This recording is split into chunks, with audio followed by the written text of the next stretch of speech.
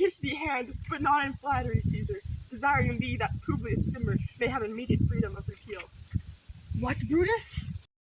Pardon, Caesar, pardon. As low to thy foot doth Cassius fall, to beg enfranchisement for Publius Cimber. I could be well moved if I were as you. If I could pray to move, prayers would move me. But I am constant as the northern star of those whose true fixed and resting quality. There is no fellow in the firmament. The skies are painted with unnumbered sparks. They are all fire, and every one doth shine. But there's one and all doth hold his place. So in the world, 'tis furnished well with men, and men are flesh and blood and apprehensive.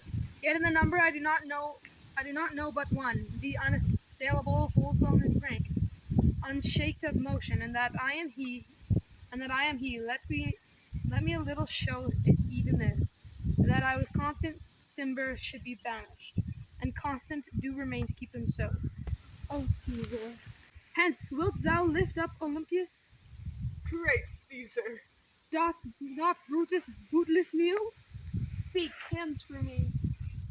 When I was acting Brutus, I really struggled trying to find the justification for the killing and the murder of Caesar, but I eventually ended up coming to that justification because the horrible ruler and the tyrant that he was and he was going to become.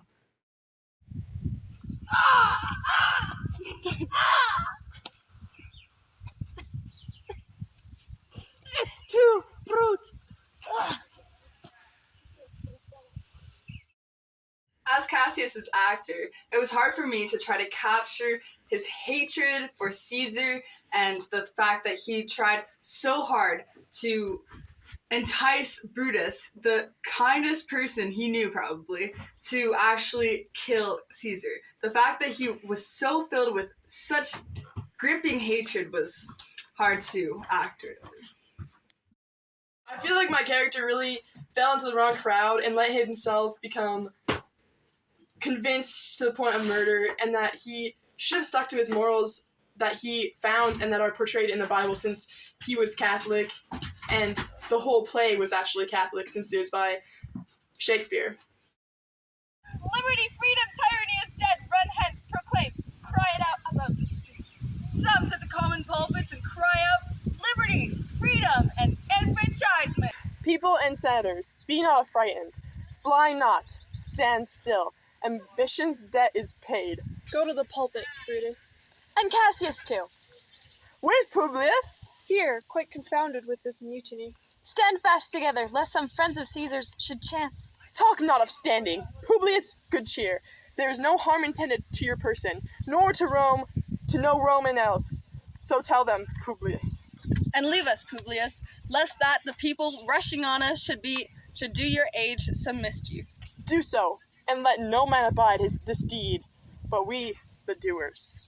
Grant that, and then is death a benefit. So we are Caesar's friends, and have abridged his time of fearing death. Stoop, Romans, stoop, and let us bathe our hands in Caesar's blood, up to our elbows, and besmear our swords. Then walk we forth, even to the marketplace, and waving our red weapons over our heads, let us cry, peace, freedom, and liberty. Stoop then, and wash. How many ages hence shall this our lofty scene be acted over, in states unborn and accents yet unknown?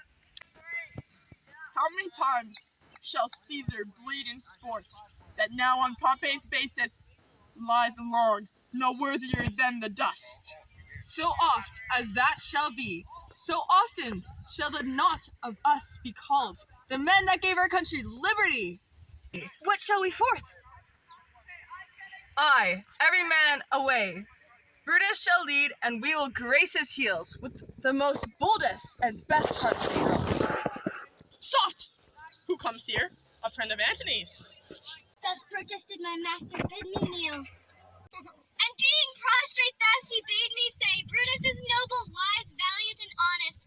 Caesar was mighty, bold, royal, and loving. Say I love Brutus, and I honor him. Say I feared Caesar, honored him, and loved him.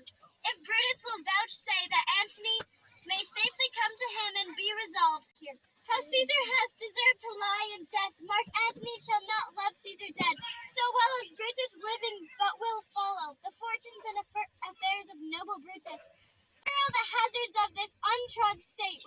true faith, so says my master Antony.